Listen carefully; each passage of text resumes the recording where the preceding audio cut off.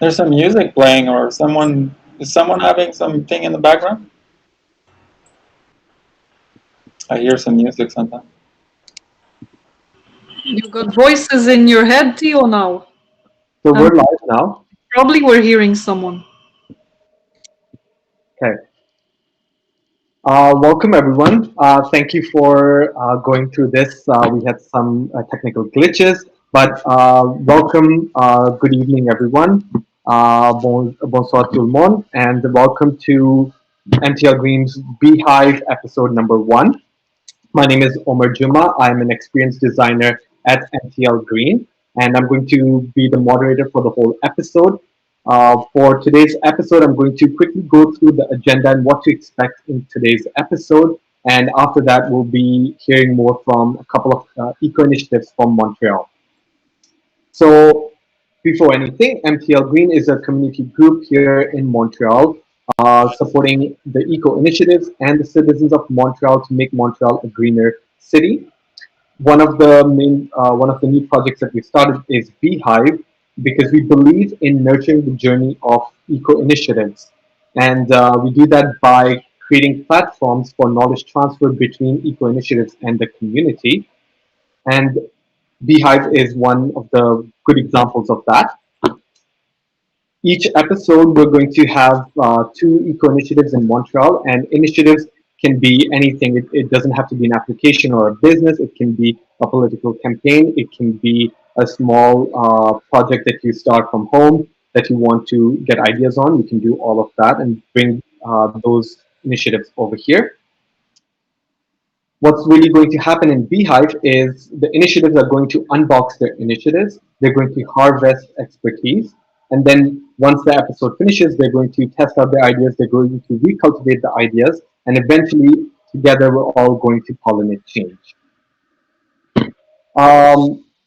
For the rest of the episode, it's going to be divided into 2 parts, right? We're going to have 2 initiatives. We have the Close By app, and Nigar Yagoubi, who's the co-founder for that application. She's going to present that app. After that, we're going to have feedback session, followed by Jason Stevens, who's going to talk about LG reactors. And then again, we're going to have feedback session, and then we're going to close up the episode.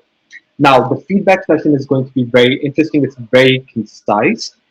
There are a few people who are online through video, and a lot of you are joining through YouTube links. So feel free to give comments as I direct throughout the episode. And I'll be reading out those comments for Jason and Nigar to respond to when their time is there to respond to your comments as well. So without further ado, I'll actually like to invite our first guest, Nigar Yagoubi, who will be talking about Close By application. And Nigar, I want to introduce her. She's a product designer and she's a co-founder of BeChange, and she's created the application called Close By. So Nigar, welcome. Hello everyone, I'm Negar, the founder of BeChange. In BeChange, we design products and solutions for changing behavior, specifically for sustainable living. And I'm gonna share my presentation with you here to talk about the project. So while Nigar is sharing this, if you have any comments, any suggestions, hold off onto that. We're going to come and seek your feedback in a very concise, directed manner in 5 or so minutes. Okay. So now you can see my presentation well. Yes, go ahead. Okay. In BeChange, we work on the project that are more about sustainable living, and the one project that we started working on that at the beginning of the pandemic, it's about a behavioral solution for local buying habits, that name Close By. And before that, we knew that how important local buying is for society, but COVID reminds us how impactful it could be for the environment and for our life in this crisis. So we started this project. And we divided this project to three phases. First, for behavior science. Second, creating the tool, and the third is making the community. We already have finished the first and second phases, and now we are here because we need some feedback for starting the third phase, and we need to share our idea and learning about what you are thinking about. But first of all, let's see that what we have done before.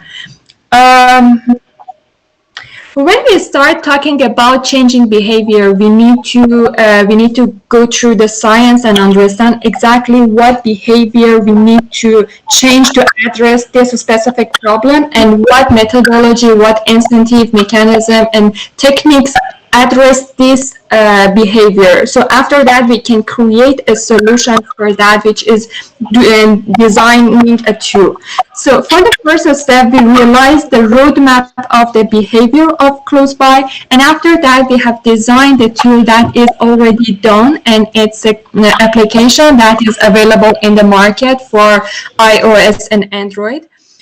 This application is bilingual, and for now it's just for Quebec. And in this app, every day users will receive one very small tips about sustainable living, and also introducing one creative and cool local business, including the link to order and see more about the product. So everything is designed to just take less than 30 seconds.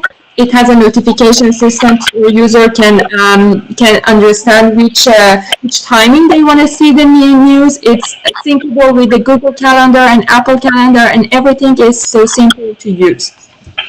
So far, we have designed these two parts. So this application is designed with the model that we worked on that for a long time to just understand what behavior should be solved. And now, at this point, we are in the phase of creating the more aligned with the culture and the society and ecosystem of local buying here, and then we can go through that and design the next step.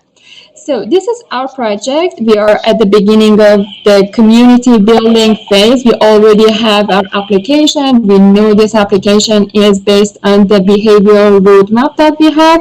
And now this is a question that we have, and we need some feedback on that.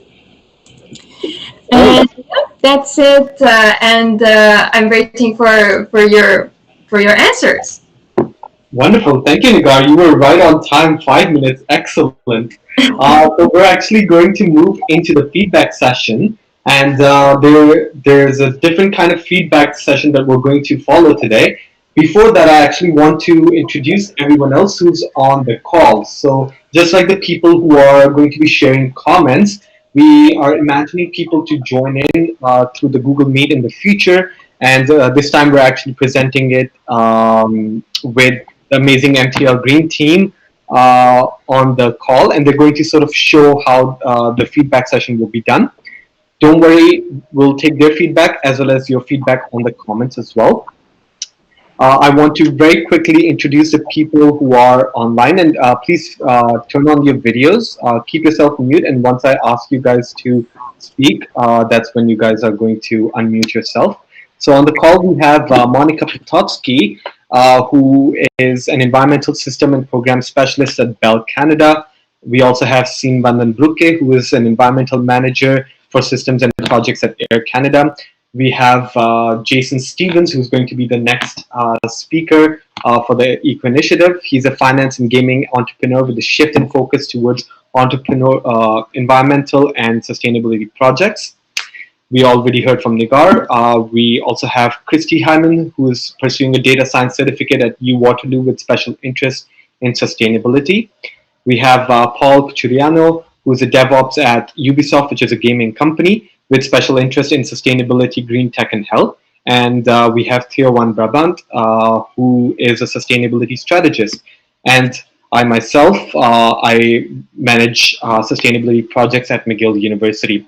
I would not be participating in the feedback session, but everyone else will get a chance to give their amazing feedback to the eco initiatives. So without further ado, what are we going to do with the feedback? There are three kinds of feedback that we really want from people. Okay, hashtags, heart, and delta.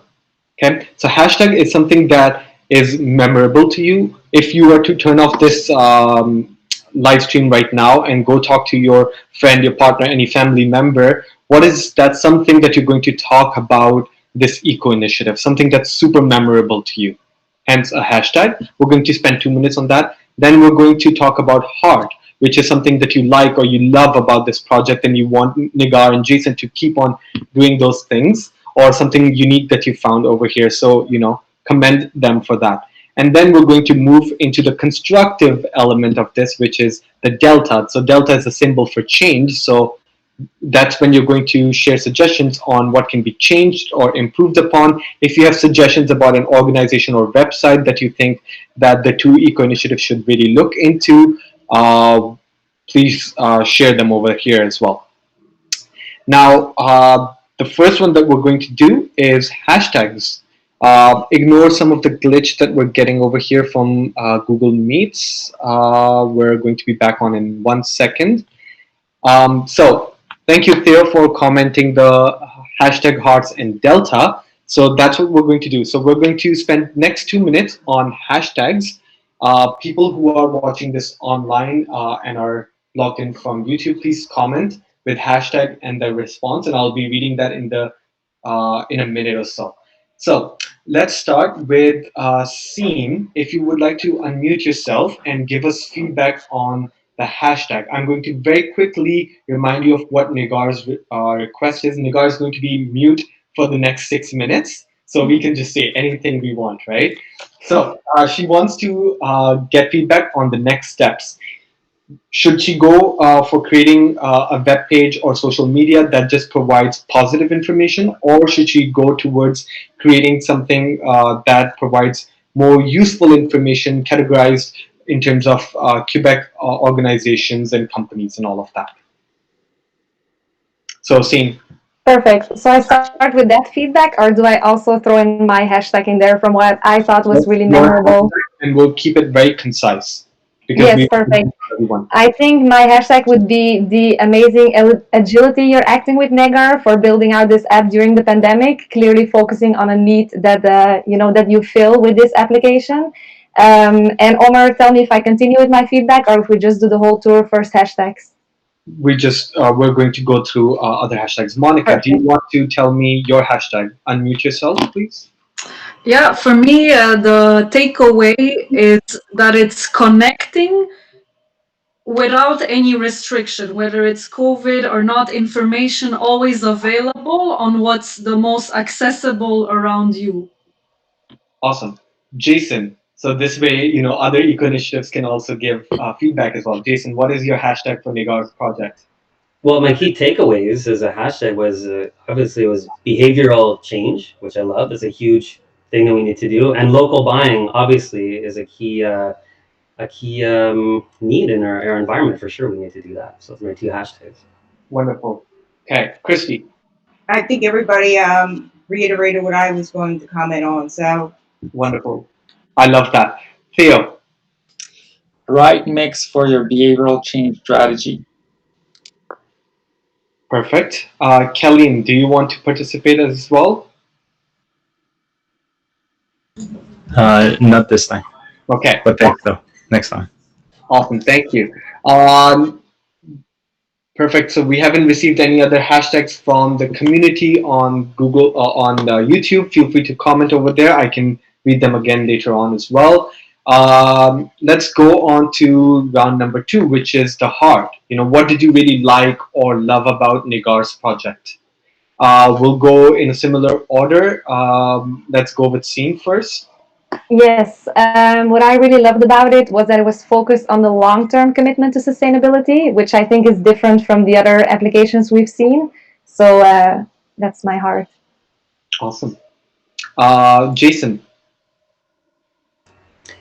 I love that you're taking the idea of community because social interactions and the pressure of social psychology to get people in action is a key driver in changing behavioral change. So I like the idea that you're focusing on community and personalizing that buying experience through getting to know your local entrepreneur. Excellent. Thank you. Monica.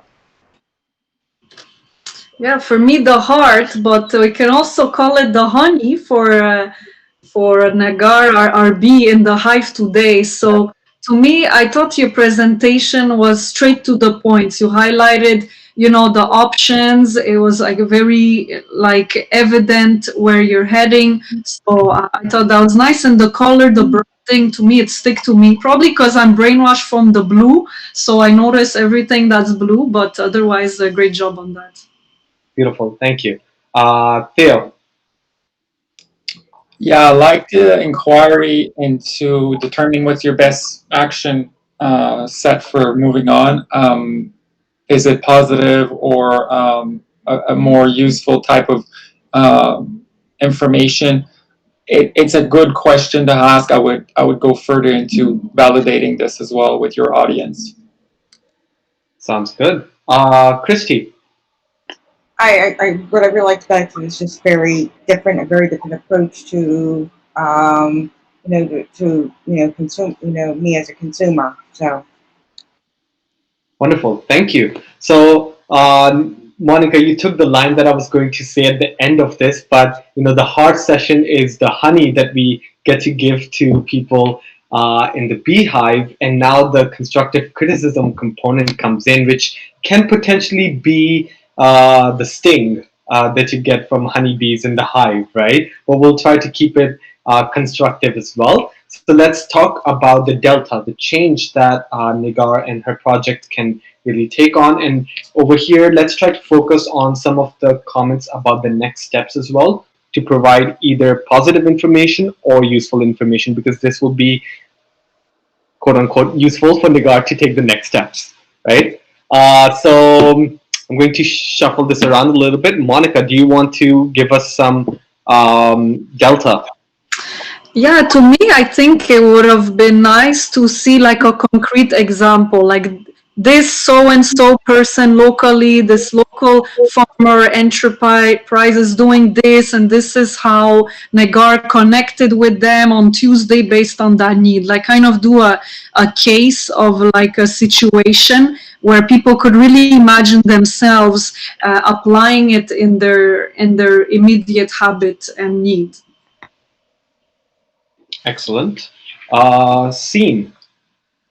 Yes, so mine ties into, I mentioned that I like it, that it's focused on that long-term commitment, but I do think, if people see an interesting day and afterwards they want to kind of search for indeed an enterprise or a product, like, let's say the Save the Bees Day I saw in your presentation, what if afterwards they want to, okay, I want to get involved in that, can they find that information on your application? So is there also that more specific direct access to local enterprises or initiatives? So I guess that ties into your question that you were asking on the more useful information for the community. Mm-hmm. So personally, I would definitely focus on that. I think at the same time that it's positive, because who does not want to learn about local initiatives around them? Like that is always, they're mostly like really great, cooperatives or enterprises. So I think that you could focus on, and then you might be able to respond this, but I think the fact that it has to be bilingual is very important if you're focusing on Quebec. But you might be able to respond to that question whether it is or not, but that was not clear from your presentation. Perfect. And thank you again for the good presentation. 2-3 more deltas. Christy, what is your delta for Nigar's project? Same thing with Monica, so just give concrete examples because it's easily relatable for people, and I think that will definitely put the seed into kind of transform their thinking. Awesome, thank you. Jason. I think I would say more about, because we didn't see this, about how to continue the motivation and how the community is going to see that other people have got involved and interacted. So maybe this comes later, I'm not sure, But I would suggest something like a gamification type aspect where you integrate the local retailer, and maybe somebody who goes to that retailer, they might click a little button on the app like, yes, I did it. So it shows that interaction that you did it. And then within the community, there could be some kind of gamification, as if like, I went to this many retailers, I attained a certain amount of level, and the community within the app gets to see that. So then you get a higher level and might just help promote and nudge this change in one way. It's just a thought. Great idea. Wonderful. Thank you, Jason. Theo, you get to speak the last.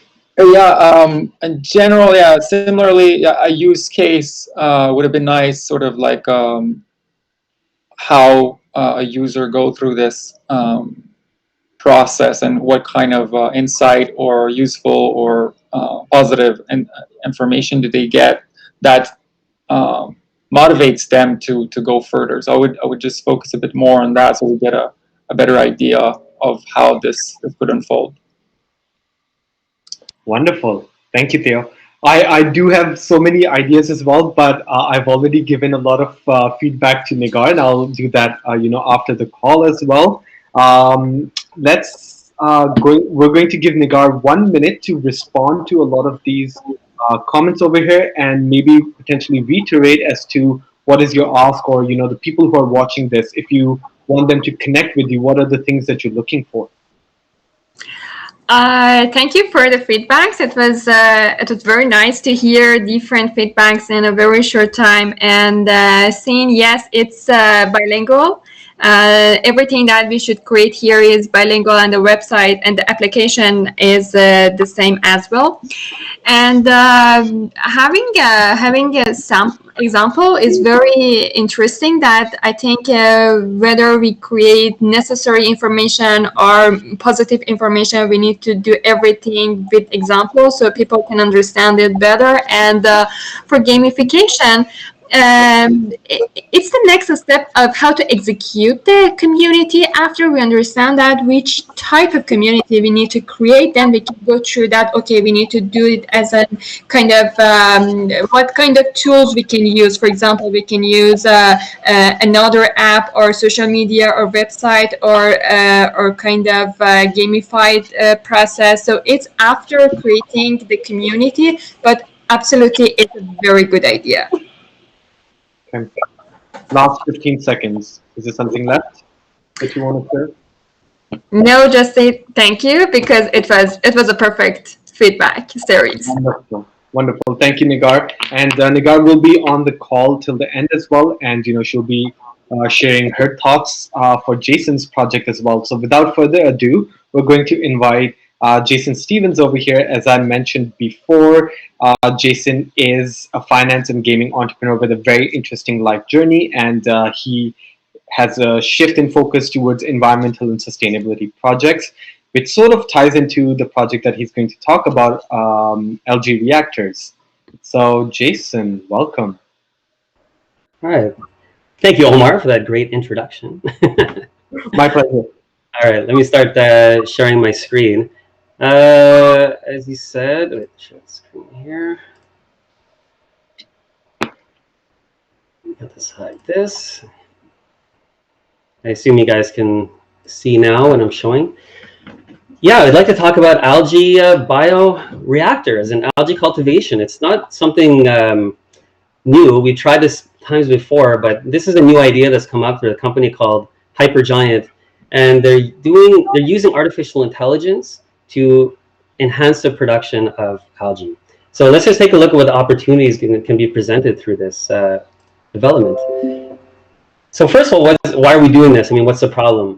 Obviously, we need to remove CO2 from the atmosphere. This is related to global warming. I think I'm preaching to the choir here, but obviously our carbon dioxide emissions that we are emitting are very high, and obviously it correlates strongly with the actual carbon dioxide emissions in the atmosphere. So it's something that we absolutely need to remove. It's been recognized by companies, governments, etc.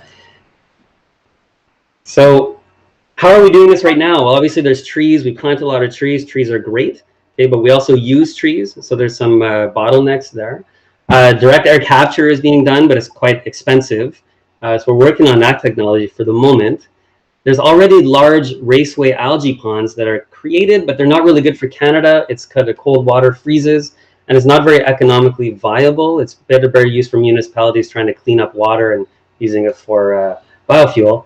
And there's homemade bioreactors that can be done, but we don't really do this because, like I said, there's a learning curve and people are not knowledgeable to create this. Even though we could, they are quite efficient if done properly, but that's the challenge, do it properly. So why algae? Why look at the algae in this? Well, we've known this for a while. We're just trying to like perfect it. Algae grows 10 times faster than other plants, so it makes it really efficient for capturing CO2. Compared to trees, which are really good, but they take decades to grow and mature. And when we plant a tree, it's brand new, it's small, it takes time to grow. Algae can also be used for other products. So it can be used for biomass, it can be used for carbon fiber, it can be used for protein, we can consume it. Certain types of algae is very like a superfood. It also doesn't require fresh water necessarily. It could be salt water, it could be wastewater, it could be, so we're not taking away any other resources, as well as land. It doesn't compete with arable land, so we don't need farmland, or we can keep that farmland for growing other food. We don't really need to compete with it. So algae has a lot of good traits for that reason. So why this algae bioreactor? Why Hypergiant? Well, because it's AI driven. You can put it into a user home or user environment. There's not much interaction. You don't have to manage the light and dark cycles, etc. And it's a fully enclosed environment. And because it's AI driven, the claim is that it can be up to 400 times more efficient than trees. So there's a lot of potential to capture CO2. The comparison here is a 3 by 3 by 7 foot footprint that can go inside of a home or a building can replace 1 acre of trees. So we can see like the space savings involved with that. The output comes in like a puck-sized type algae biomass, which could be used, like it's either for consumption, if it's something like spirulina, or it can be used as a fuel, like a biomass. And it's a controlled closed-loop system. So if you did want to use it for food, which I think is a high value output, it's sanitary. It's all enclosed. There's no kind of pollution that's going to get in it. So the ideal use here is to go into a home or a building and sits next to the HVAC system. The HVAC system is capturing the CO2 that we're breathing, but also if we're burning any kind of natural gas, fossil fuels that release a lot of CO2, it's the perfect place to put it. It's indoors, so it can also help for cleaning the air of the building itself. It also helps the building get to net zero certification. So that's an opportunity now too. Buildings are needed to build now to receive those certifications. And the heat, we don't have to heat it or cost of land necessarily. It's not an extra cost anymore because we can put it directly inside the building, inside the home. So you don't have to heat it with extra heating or any kind of other electricity. So the thing is that we have to be careful because it's another company that's building it, we still have a couple unknowns. We don't know if the company's going to charge for the AI licensing fee. They just haven't stated it.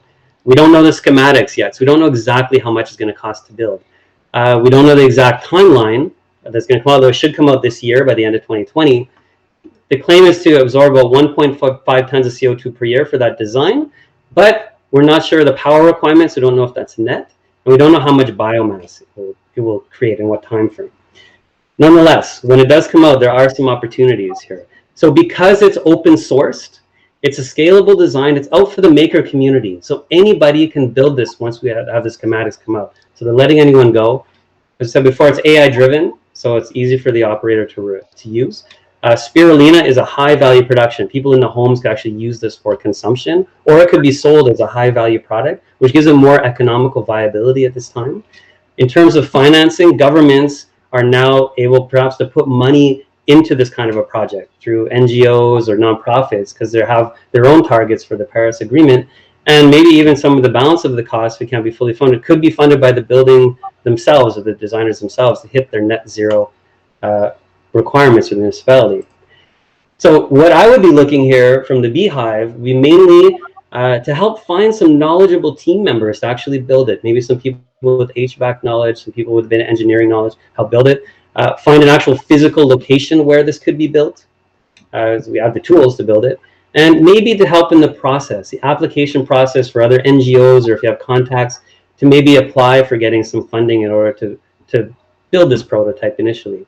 And the idea would be to kind of get all this into place so that when they do release the specifications, we're ready to go and just start moving on. That's it. Thank you. Excellent. Thank you, Jason. And I like your very clear 3 questions as well for the Beehive. So we're going to actually try to get feedback on those three things as well. A lot of that will come up more in the Delta component as well, because hashtags and hearts are more about what we're going to remember or like about your project. So let's move into the feedback session. Just a reminder for the audience, there are three kinds of feedback that we're looking for. A hashtag, which is something that you found remarkable. If you're to close this right now and go talk to someone, what is it that you're going to tell people about Jason's project? Then we're going to ask hearts, something that you liked or loved in the project. And the last one is delta, or the change. So that's more of a constructive feedback about what should Jason change, or how should they proceed next. If you have any suggestions about people, companies, or website they should look at, feel free to mention that. So you can put that in the comments, and the team is going to also discuss this on the video. So I'm going to move into that component now, and let's have the community back on the video. So let's open the floor with hashtags. Theo, would you like to go for the first hashtag? Yeah, one thing that comes to mind, it's a technological loop for small scale CO2 capture. Awesome. Monica, hashtag. For me is, guess what? Seaweed can do more than just food. Excellent. Christy, your hashtag. Algae is more, there is a positive factor to it than what we hear in the news about the algae bloom. So it really is beneficial for the environment and for all types of aquatic life and even for humans. Awesome. Nigar, what's your hashtag?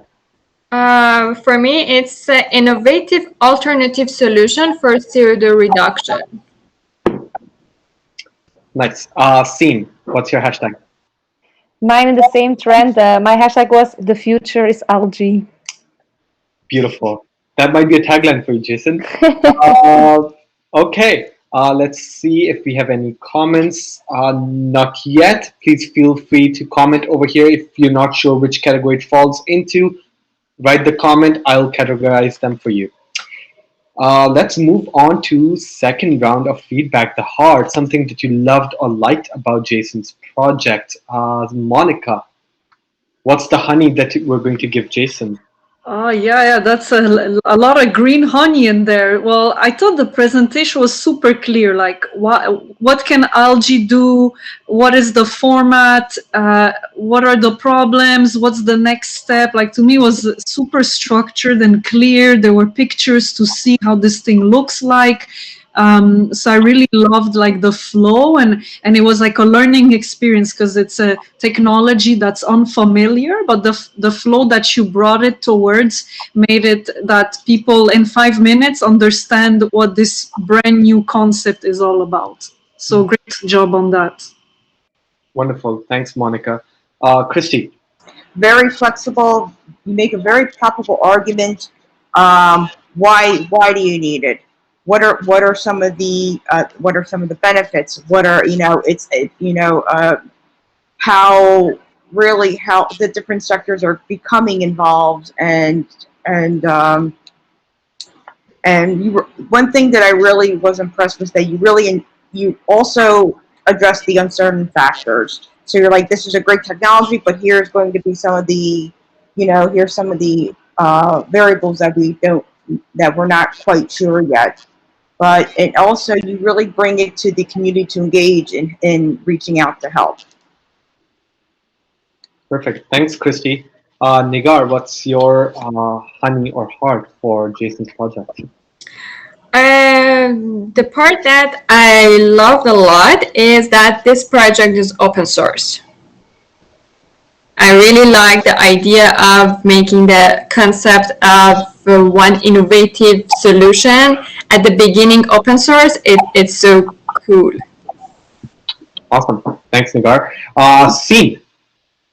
Yes, lots of honey to give, but maybe it's a bit repetition of what other people said already. But I agree, was great, like elevator pitch, clear for like a topic that is pretty unfamiliar to me.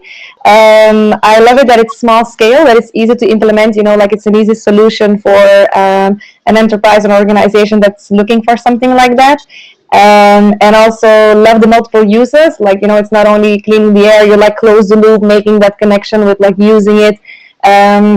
As biofuel or as even for eating purposes. Who would have thought? And also the fact that it's open source, like open to the maker community. That's a very bold move, but I like it a lot. Wonderful. Thank you, Scene. And we have the last heart from Theo.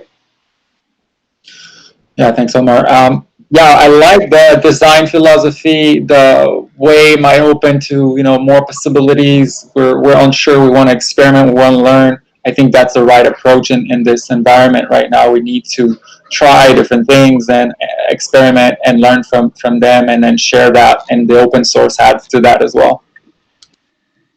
Wonderful. Thank you, Theo. Now we're going to move into the third segment of feedback. I'm going to interject over here for a moment. We do have people joining in right now, so to clarify everyone, for everyone's clarification, we're in the second round of feedback. And there are three kinds of feedback that we're looking for: the hashtags, the hearts, and the delta. I'm also getting comments, so I'll read them out in a moment. But Jason, we're going to go for the final feedback for your project, which is delta, the change or suggestions for Jason's project. I'm going to ask Scene to start this round off. Yes, so I think, as you mentioned, honestly, that there's still a bit of unknowns, and I think what you should focus now indeed is building that team, not just in in the maker community, but maybe take somebody in your team that knows how to do those application processes you were talking about, that has those contacts, that network that can help build you out. But it's my hopes for you that people that are watching at the moment, they might feel the same passion you're sharing, and they will reach out to you to join this amazing project. Awesome, thank you, Scene. Christy. I think what I reiterated earlier, that because of the unknown factors, you are reaching out, and I think, as I said, this is an excellent concept, and I wish you all the best. Thank you, Monica. To me, it's just like if someone is unfamiliar with the world of seaweed, algae, like certain acronyms you brought forward, like spirulina, like I never heard that before, so it's like hard to connect with what that is. So if you could have given like a bit more context, what that does, it would have like clarified for, let's say, newbie audience in that technology. Wonderful. Theo. Yeah, similarly, it would be interesting to sort of link it back to, algae as being a possible micronutrient that can be added as an output, like you mentioned. Just maybe clarify that a bit more. Some of the unknown as well when it comes to materiality of the actual product, its life cycle and stuff of that sort, like would be an interesting additional sort of qualifier, I would say, for that kind of a product, or even as a service. It could be provided as a service, or depending how the business model develops. True. Thank you, Theo. Nigar. I think the idea is super cool, and for having the team, for having founder, everything that you need to go step for the next step is to have a measurable impact. And I think it's not very difficult because you already have some good numbers to just show that what is the impact, and with the number, for example, how much people should use that, how much it will have the cost, and everything that people can imagine that what this service and this product will work. So after that, I think it will be very easy for you to create your team, or create the fund that you want to have, or the next step you want to. Awesome, thank you, Nigar. And then we have a couple of comments on the YouTube live stream as well. Maxime and Raluca, feel free to put a quick elevator pitch in the comments so we know what's your background. But I know Raluca, I believe she is from the bioresource engineering background, and she has two deltas for you, Jason. She's saying that you didn't mention how the LG gets its light. If you were thinking of artificial UV light, the problem is those types of lamps require high voltage, amperage power supply. And so lots of people living in apartments might not be able to run this system without tripping their fuse. Maxim also commented as a delta that I would like to hear about a rental service rather than a purchase. As presented, I would see it as a burden for the building owners. A rental service could include the harvesting and the upcycling as well. So sort of end-to-end sort of a rental service. And Maxime also gave a heart which said, great presentation, by the way. So thank you so much for sharing your comments, Maxime and Raluca. Stay on the line. I'm going to give some sort of concluding remarks as well. But Jason, you have a minute to respond to some of the honey and the stings that you got. Right. Yeah, thank you so much for the comments, guys. I really appreciate it. And you guys pointed out a lot of good things that were kind of already unknown. So, for example, if we look at Raluca's comment about the fuse and the power, yes, it is artificial light that is going to be powered, and that way you can control the light cycles from within, so the light and the dark cycle, so it can be optimized through AI. But you're right, I don't know about the power requirements, and I don't think we're going to know about that until we actually get the designs when it comes out. So we need to wait for the actual design. But the good idea about this is that it's scalable. So maybe a 3x3x7 might have a larger power requirement, and maybe we would put a smaller one in a home that might fit into that kind of requirement, or a larger one in an apartment building. And Maxime, yeah, for sure about what was it, Maxime that mentioned? Can you put that? Building on it? Yeah. So if you're, so for the harvesting of it, you're right. There has to be a way that either it would be an interest in the building to have it harvested. So, for example, if it was spirulina, which I know was what you mentioned was, what is spirulina? Spirulina is basically a type of algae that is it's a superfood. It's sold on Amazon. It's already known very well already. And if it could be produced within this machine and just consumed locally, that could be an interest for the users or people in your apartment, whatever, to do the harvesting rather than being a burden. So that is a possibility to look at. So depending on the type, if it was a biofuel, there could be perhaps a collection process to go around to different buildings to come and collect it. Maybe that would be the rental type option, where you rent it and then kind of go in to harvest that. But again, I think a lot of this will come as we get the details of the actual design and schematics and what it is taken to build. So we need to build it, test it, and figure it out to really get this out into the market and really start making a difference and removing CO2, of course. Okay. Wonderful. Thank you, Jason. And there are a few more comments coming in as well. Of course, the comments stay on the video, so you can review them at the end as well. That's the benefit, instead of everyone just talking, we do have a record of what's being suggested as well. So feel free to look at that. Thank you so much, everyone, for your feedback. That was remarkable. I'm very impressed as how we were able to actually gather so much quantity as well as quality of feedback. Sometimes it's that opportunity cost between the two, and I think we're able to do that. And it's a testament to the wonderful background and experience that all of you have that we're able to bring over here. For the people who are watching the episode, I want to mention that, the people that you're seeing on the screen along with Jason and Nigar, most of us are part of the MTL Green team, and we wanted to sort of showcase how this episode is going to look like every week. If you are interested in and comfortable enough to open up your video and chat about this, reach out to our email address, jtn@mtlgreen.com. We'll put that in the comments. Reach out to us over here. We'll invite you for the next episode, which is going to be next Wednesday at 6:30 p.m. Now, so that's a way for you to join in as attendees and audience for the episode. What about if you have an eco initiative or an initiative for which you want the environmental or sustainable angle, right? For that, we have a page on our website. If you go to mtlgreen.com, click English, click blog, Beehive, and then there's a button at the end of that blog. It's it flows nicely, but you'll find it. If you click English, click blog. There's a blog about Beehive, and there's a button at the bottom. Over there, you can fill out the Google form to submit your initiative. To reiterate, the initiative does not have to be an application or a business, and Jason's initiative actually is a very good example that it's in very early stages. It's not even in the prototype stages, but he's trying to explore what options are out there, what kind of people are there, and he's really looking for resources for that. Whereas for Nigar, she's really looking for concrete steps for her application, which is part of a greater movement and greater event, part of the whole process actually. So feel free to suggest your eco initiatives. We're going to reach out to you. We also nurture the experience as to how to create website, how to create your presentations, and give you feedback before the actual live episode as well. So you're not just thrown in the deep end. Maybe you are, but we'll try our best to nurture the journey for you.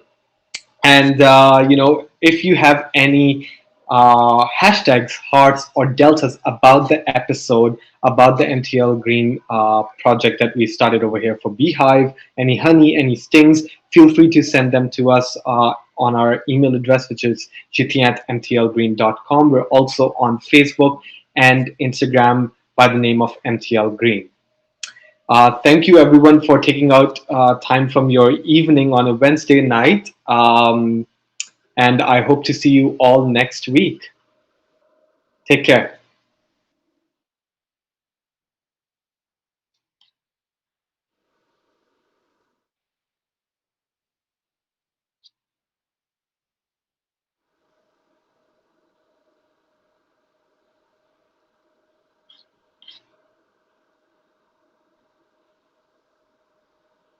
I believe we're still live.